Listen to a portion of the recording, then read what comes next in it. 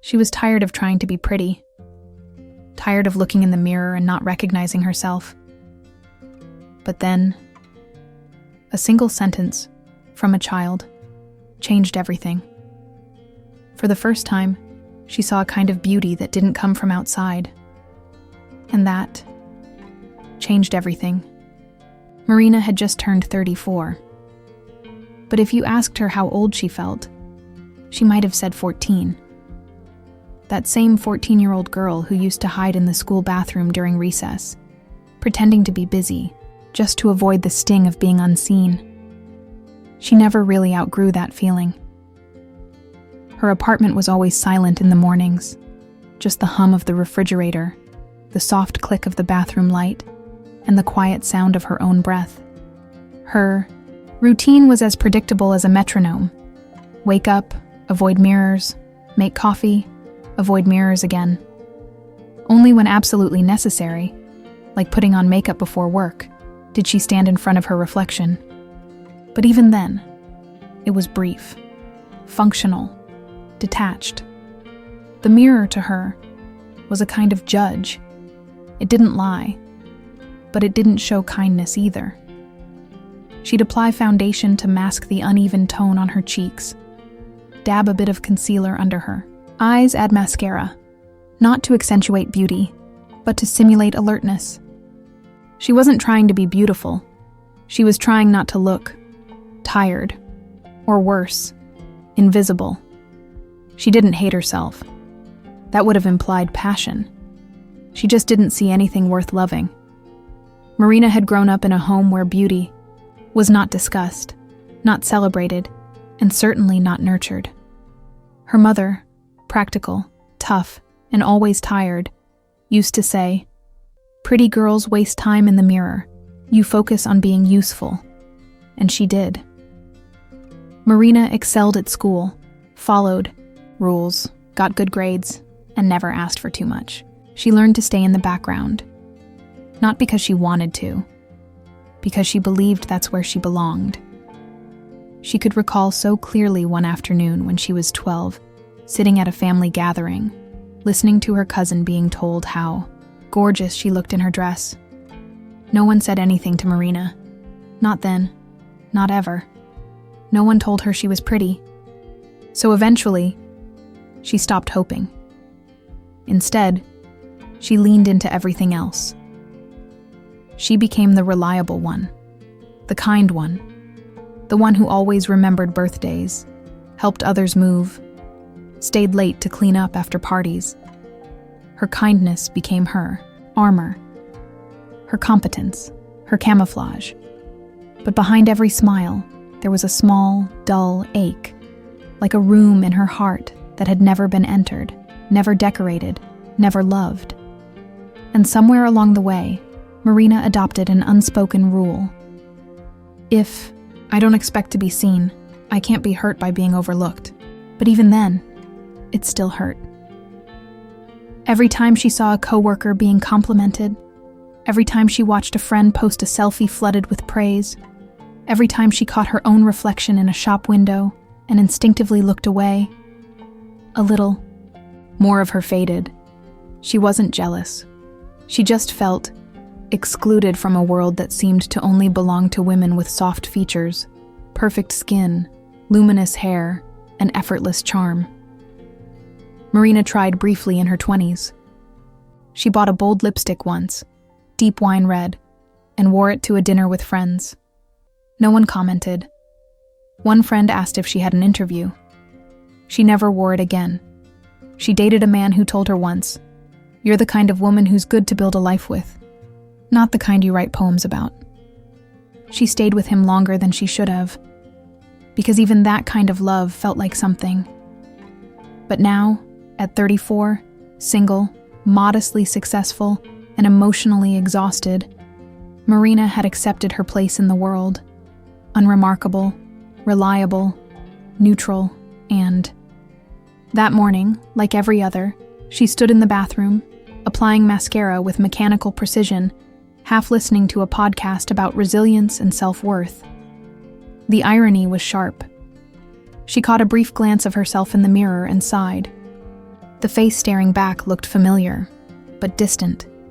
She tilted her head, tried to smile. It didn't feel real. Her reflection felt like a costume she wore to survive the world outside. And just as she turned off the light and grabbed her keys, a single thought slipped into her mind. Quietly, but clearly. What if this is all there? Ever is? The question lingered, heavy, unsettling, echoing louder than she expected. The schoolyard had always been loud. Children screaming, sneakers slapping the ground, the chaotic rhythm of youth in motion. But Marina remembered it as the quietest place on earth. Not literally. Emotionally. She could still see it clearly. The cracked pavement near the mango tree, the uneven benches, the clusters of girls with their shiny lip gloss and matching notebooks, whispering secrets too small to share with the world. And Marina, sitting alone on the far edge of the courtyard, nibbling the corner of her sandwich and pretending to read. Always pretending to read. No one was mean to her. They just didn't see her. She wasn't the target of cruelty. No one called her names or tripped her in the hallway. That would have at least made her feel real. Instead, she was air. Present, but unnoticed. She remembered how her teachers always praised her handwriting, her punctuality, her quietness. Such a well-behaved girl, they'd say, smiling gently, as if rewarding a dog for sitting still. But never. She's so full of life. Never. She lights up the room. And so she shrank into the silence. She didn't ask questions, didn't raise her hand too much, didn't wear anything that might attract attention. At home, her parents were loving in the way some parents are, busy, practical, and oblivious. Her father traveled often. Her mother juggled too much, always too tired to notice how her daughter had stopped asking to be tucked in. Once, around age 10, Marina had tried on her mother's lipstick, just a soft pink. She had twirled in front of the mirror, smiled, and gone out to the kitchen where her mother was chopping carrots. "Take that off before you stain your dress," her mother said flatly, not even looking up. That moment stayed, not because of what was said, but because of what wasn't. No smile, no, "you look beautiful," not even a pause. From then on, Marina learned to erase herself in small, invisible ways. She wore neutral colors, spoke softly, laughed quietly, and over time, she convinced herself that beauty was a language she simply hadn't been born speaking. In college, things were slightly different. People were kinder, more open.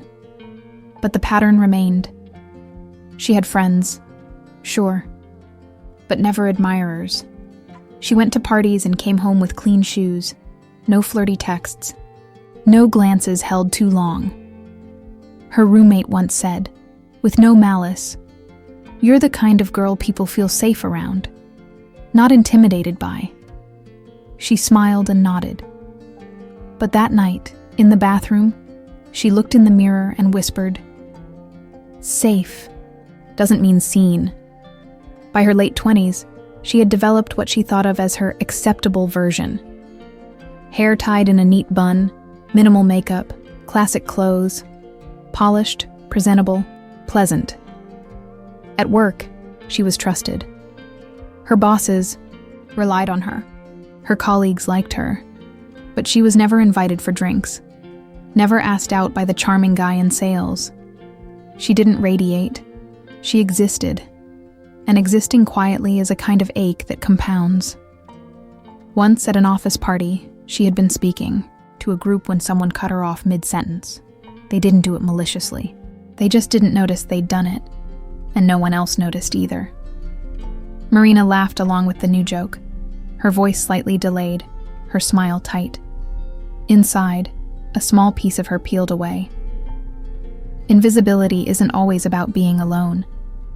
Sometimes it's standing in a room full of people and realizing no one would notice if you left. She grew used to this muted presence. She stopped hoping to be noticed and focused instead on not being a burden. Because somewhere deep inside, She believed that if no one saw her, it was probably because there was nothing worth seeing. The saddest part wasn't how others treated her. It was how she treated herself. She didn't gift herself flowers. She didn't take photos for memories. She didn't look at herself with softness. And then, one afternoon in early spring, when the air was soft and the city was waking from its winter slumber, something changed. It began subtly. A coworker brought her niece to the office. Marina had stayed a little later, organizing files. The little girl, maybe 7 or 8, wandered over, watching her quietly. Marina smiled gently. "Hi there." The girl blinked and said, with the honesty only children can carry, "You look like the nice teacher at my school. She has kind eyes like yours." Marina froze, not because of the compliment, but because of the way it was said, with certainty, with warmth. She had never been complimented like that. Not for her eyes, not for her presence, not in a way that felt genuine. The little girl didn't mean it as flattery. She meant it as fact. And in that moment, Marina felt something crack open. A tiny thread of light slipping through a lifetime of shadow. She smiled, unsure what to say. "Thank you," she whispered, more to herself than to the girl. That evening, as she walked home under a pale orange sky, she caught her reflection in a boutique window. And for the first time in a long time, she looked, really looked, and she didn't flinch. She didn't turn away. There was something there. Something warm. It wasn't beauty in the way she had been taught to recognize. It was something quieter, softer, real. Something was shifting. And she didn't know it yet. But this shift would soon ripple through every part of her life. Marina couldn't stop thinking about the little girl's words. "She has kind eyes like yours." It echoed in her head like a soft bell, ringing in moments of stillness. In the shower, while washing dishes, while brushing her hair. There it was. A phrase so simple, yet so disarming, it had settled in the deepest part of her. Kind eyes. No one had ever said that to her before. Not about her eyes. Not about her kindness as something visible. She began to wonder, what did she see that I never did?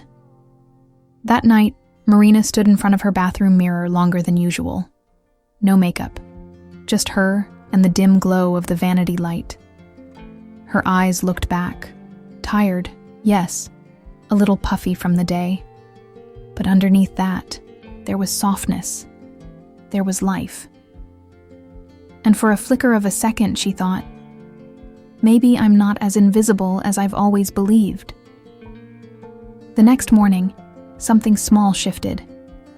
She chose a blouse with color, a dusty rose shade she hadn't worn in years because she thought it drew attention. She applied a soft pink lipstick. Not bold, just enough. It wasn't about impressing anyone. It was about matching the version of herself that the little girl had seen. Someone gentle, someone worth seeing. And when she arrived at work, something else happened. One of her colleagues, Anna, who usually rushed past her in the hallway, stopped and said, "You look really nice today." It was casual, offhanded even. But Marina felt her chest tighten. Was it the blouse? The lipstick? Or was she finally standing tall enough to be noticed? That day, she caught herself smiling more. Not because she was trying to perform happiness, but because she actually felt lighter. Less weighed down by years of self-erasure. But this glow, this strange, unfamiliar warmth, also brought something else to the surface. Grief. Grief for all the years she had not been seen. Grief for the girl who had spent so long asking the mirror, silently, "Am I enough?" grief for all the birthdays, family dinners, classrooms, friendships, and relationships where she had been physically present but emotionally invisible. That night, as she lay in bed, tears streamed silently down her cheeks. It wasn't sadness exactly, it was release. She whispered aloud, like a confession. I didn't deserve to feel that invisible. Saying it out loud felt dangerous, bold, but also healing. She realized something important that night. She had spent so much of her life waiting for someone to validate her existence, her worth, her beauty. And a child had done it, without hesitation, without condition. What if that was the truth? What if the rest had been a story someone else told her, and she just carried it for too long? Over the next few weeks, Marina started making small changes. She took more time in the mornings, not to hide flaws, but to care for herself. Moisturizing her skin became an act of tenderness. Combing her hair slowly became a ritual of presence. She didn't need to transform. She just needed to arrive. In her own life, in her own body. She started walking differently too, shoulders back, eyes up. The world responded in kind. People made more eye contact, smiled more, held the door open, asked her opinion in meetings. It wasn't magic, it was energy, and she was finally showing up to her own reflection.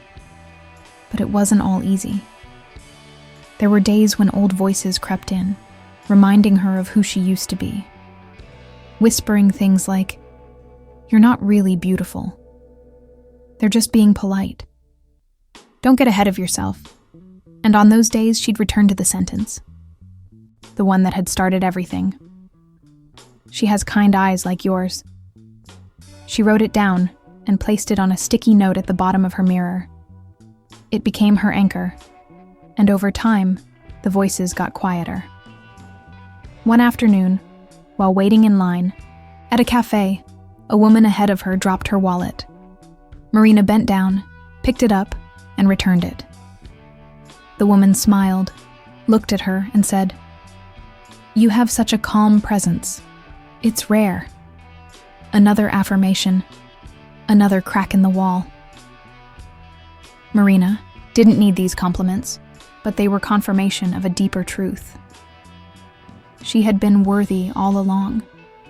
It had just taken a child's eyes, untouched by bias or beauty standards, to show her what she couldn't see herself. One evening, she found herself digging through old photo albums, school pictures, family vacations, her face in every frame, and she stared at the younger version of herself. The girl with crooked bangs, big front teeth, and wide, curious eyes. And she whispered, "You were beautiful. I just didn't know how to see you yet." Something inside her softened. She felt the little girl inside her, always waiting to be loved, finally exhale. Some transformations arrive like spring, slow, gentle, blooming quietly. Others like storms, loud, unforgiving, impossible to ignore. For Marina, it was both. The week had started normally. Reports to finish, emails to send, a mild headache. She blamed on too much coffee. She had grown used to the small routines of her life, the comforting rhythm of predictability. But beneath the surface, something had been building, a quiet unrest. She had been changing, internally, emotionally. But her world hadn't quite caught up. People noticed her more, yes. She had even started to see herself in new, kinder ways. But the roles she played, the quiet daughter, the always available coworker, the reliable friend, remained unchanged until it all cracked. It started on a Tuesday afternoon. She had stayed, late at work, again, helping a colleague meet a deadline. It wasn't her responsibility, but Marina had always been the one who said yes, the one who filled in the gaps so no one else had to stretch. By 8 p.m., the office was empty. She packed her things slowly, her body aching with exhaustion. her heart tight with something she couldn't name. As she waited for the elevator, her phone buzzed. A message from her mother. "Don't forget your cousin's bridal shower this weekend. We're all expecting you to help set up early." No greeting. No, "How are you?" Just the assumption that Marina would once again give more than she had. She stared at the screen, her chest heavy. Not anger, just fatigue. The kind that seeps into your bones after years of being everything for everyone and nothing for yourself. The elevator door opened. She stepped in. The fluorescent lights above buzzed softly. Her reflection looked back at her from the metal panel, tired, slightly wilted, but still standing. And suddenly, something in her snapped. She hit the stop button. The elevator jolted slightly and froze between floors. Her heart raced, not from panic but from something else. A wild, unfamiliar urge to feel, to scream, maybe, or cry, or simply exist without performing. She slid to the floor of the elevator, hugged her knees and whispered, "I don't want to be the quiet one anymore." Tears welled up, hot and fast. Not dramatic sobs, but deep, silent grief. For every time she had put her needs second. For every time she had smiled while breaking inside. For every party she helped organize. Every text she answered at midnight. Every smile she gave that cost. Her a piece of herself. It wasn't just the bridal shower. It was her whole life. Her default mode had been to accommodate, adjust, minimize. She was the emotional sponge in every relationship, absorbing everyone's chaos and cleaning up the mess quietly. And in return, she was rewarded with expectations. Never gratitude, never pause, never. "How are you holding up?" She realized something in that elevator. Being kind wasn't the problem. Being invisible about it was. She had taught people to expect her silence, her sacrifice, her absence of complaint, and now she needed to teach them something new. She pressed the resume button. The elevator hummed to life and slowly descended. When the doors opened on the lobby floor, Marina stepped out with a strange calmness, like someone who had just made a silent vow. No more disappearing acts, no more shrinking. That night she called her mother. "Hi, Mom," she said. Her voice didn't tremble. "I won't be able to help set up for the shower this weekend." A pause. "Oh," her mother replied, caught off guard. "But everyone's counting on you." "I know," Marina said, "but I'm tired, and I need to take care of myself right now." Another pause. Then, "Okay, well, I guess we'll manage."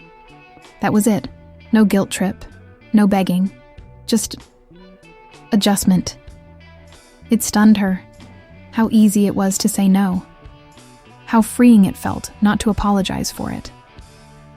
That weekend, instead of showing up early and folding napkins, Marina took herself on a solo date. She visited a small art exhibit she had been meaning to see, walked along the river, had lunch at a cafe where no one knew her name. She didn't dress up for anyone. She wore what made her feel soft, radiant, real. As she sat sipping her coffee by the window, watching people pass by, a wave of peace washed over her, not because her life had changed dramatically, but because she had. The world hadn't stopped spinning. People hadn't fallen apart because she said no. And most importantly, she didn't disappear when she stopped overgiving. That day, for the first time, she wrote in her journal, "I am allowed to exist loudly. I am allowed to be seen, not just when I'm useful, but when I'm simply me." That single sentence felt like the beginning of a new book. One where she was the main character, not the background extra. The cracks in her old identity were no longer terrifying. They were necessary. They were making space for something stronger, something more true.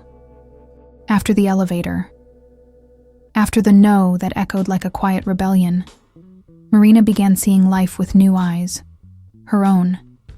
But it didn't feel like flipping a switch. It was more like opening the windows of a stuffy room.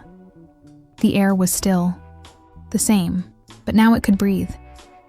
She realized that for the first time, she didn't just want to survive her days. She wanted to feel them. She wanted to live with intention, with presence, with truth. And that started with the mirror.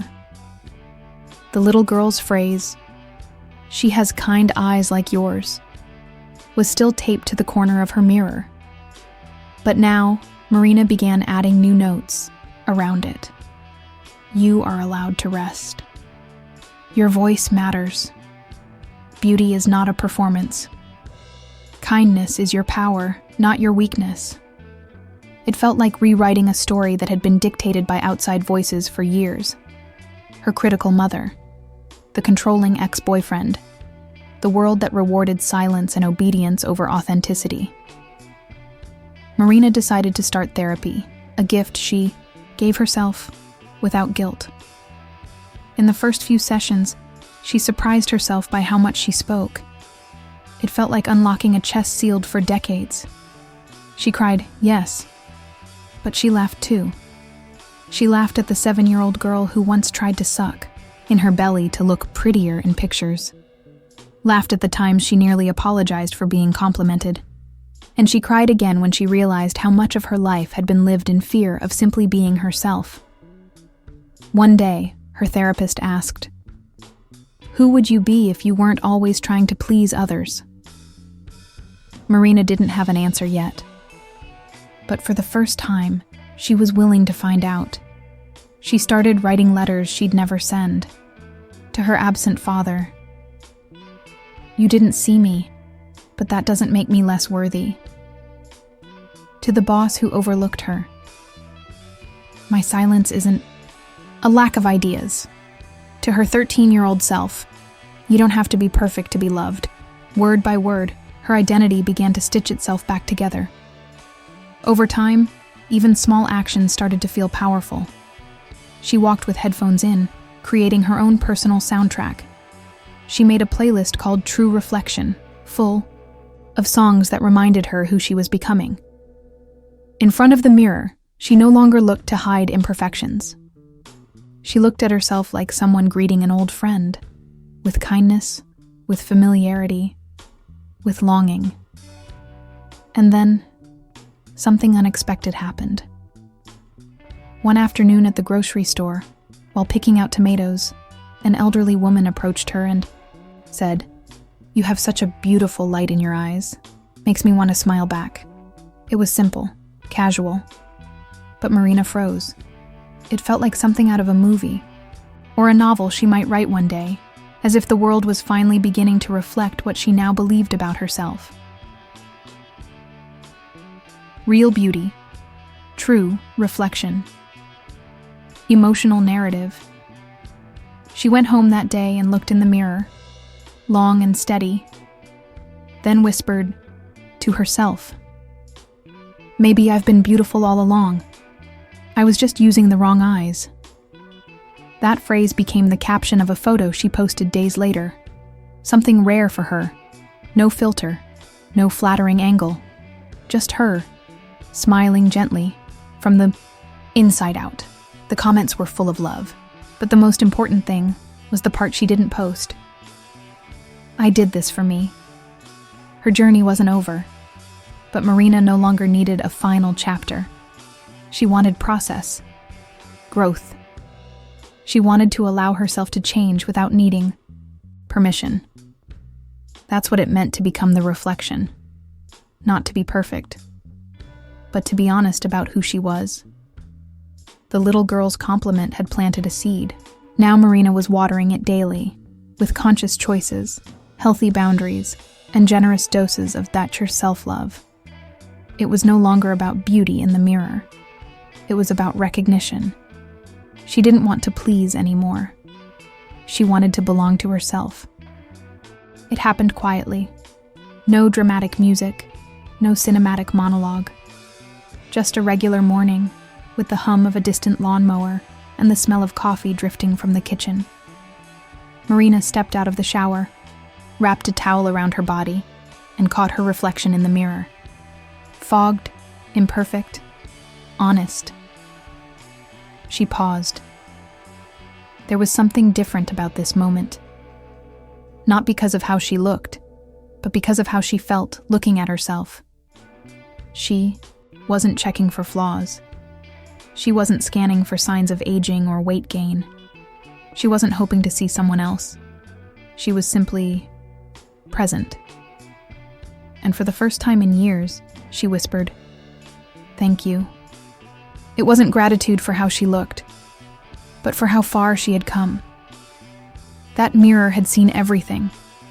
The nights she cried silently, washing off mascara like failure. The mornings she practiced fake smiles before job interviews. The years she treated her body like an enemy to discipline or punish. It had been witness to every version of her. And now it was witnessing her return to herself.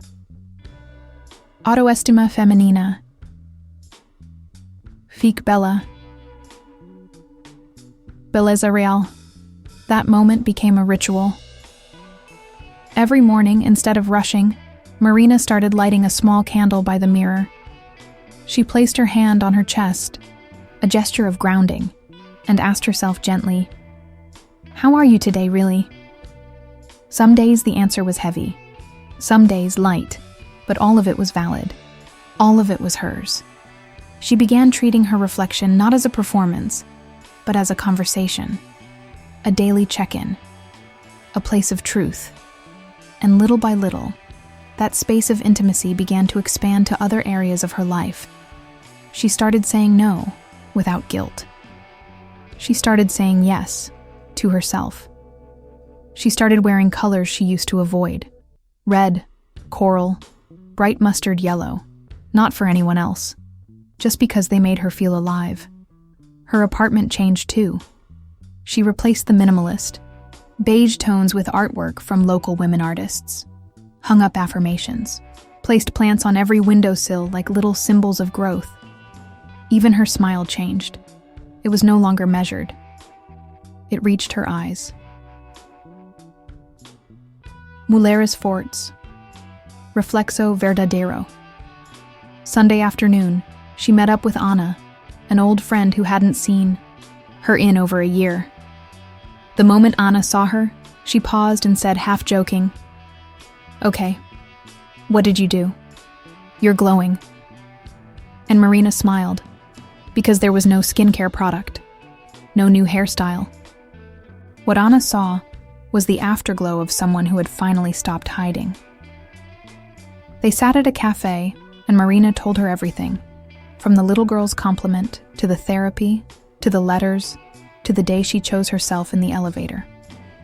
When she finished, Anna had tears in her eyes. She reached across the table and squeezed Marina's hand. "I've missed this version of you," she said, "the one who doesn't shrink." And Marina replied, "I didn't lose her. I just forgot how to listen to her." That night, Marina sat in bed with her journal open.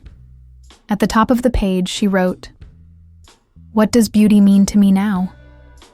She sat with the question for a while, and then wrote, "It's the courage to look at yourself and not look away. It's knowing your softness is strength. It's feeling safe inside your own skin. It's not having to ask for permission to exist. Beauty is not in the mirror. It's in the way you see yourself and treat yourself when no one is watching." Bellezza. Autoamor. Empoderamento femenino. There was no before and after photo. No dramatic weight loss. No transformation montage. But what she had gained was far more lasting. A deep, quiet respect for herself. Weeks later, she walked past a mirror at a store, just a passing glance. But even that glance made her pause. She saw a woman who was no longer waiting to be chosen, no longer waiting to be validated, praised, saved. She was the person she once hoped someone else would be for her. And in that fleeting moment, she whispered, not out loud, but within herself, "You made it. You're home." And that was it. Not an ending. Not a climax. Just a woman, in her own skin, saying thank you. To the girl who saw her. To the tears that softened her. To the mirror that held her. To herself. Have you ever felt like you couldn't see yourself in the mirror? Has someone ever said something that changed how you see yourself? Share your story in the comments. We're here to listen. We're here to heal, together.